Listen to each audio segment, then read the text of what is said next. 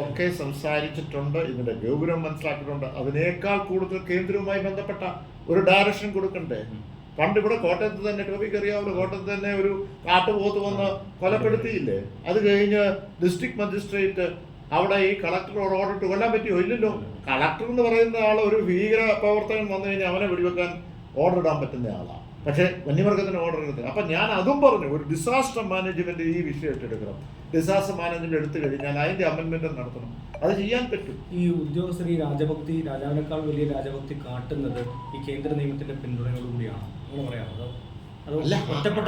ആ നിയമം അങ്ങനെ വ്യാഖ്യാനിക്കുന്നതുകൊണ്ടാണ് റോങ് ആയിട്ടാണ്. അത് മിസ്യൂസ് ചെയ്യുവാണ്. ആ ബോധപൂർവമുള്ള മിസ്യൂസിങ് ആണ് അവിടെ നടക്കുന്നത് ഉദ്യോഗസ്ഥർ.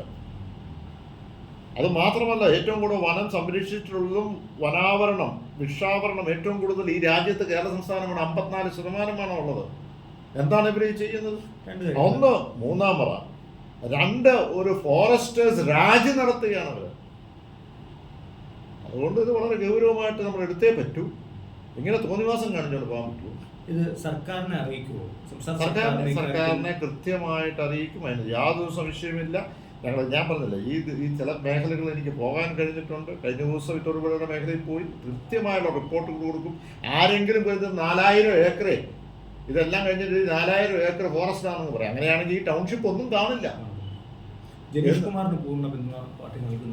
ഇത് ജനീഷ് കുമാർ അല്ല, ഒരു ജനപ്രതിനിധിക്ക് അവകാശമുണ്ട്. മാത്രമല്ല, എന്താണ് ഈ പ്രതിക്കെതിരെയുള്ള കേസ് ചോദിച്ചാൽ മറുപടിയില്ലല്ലോ.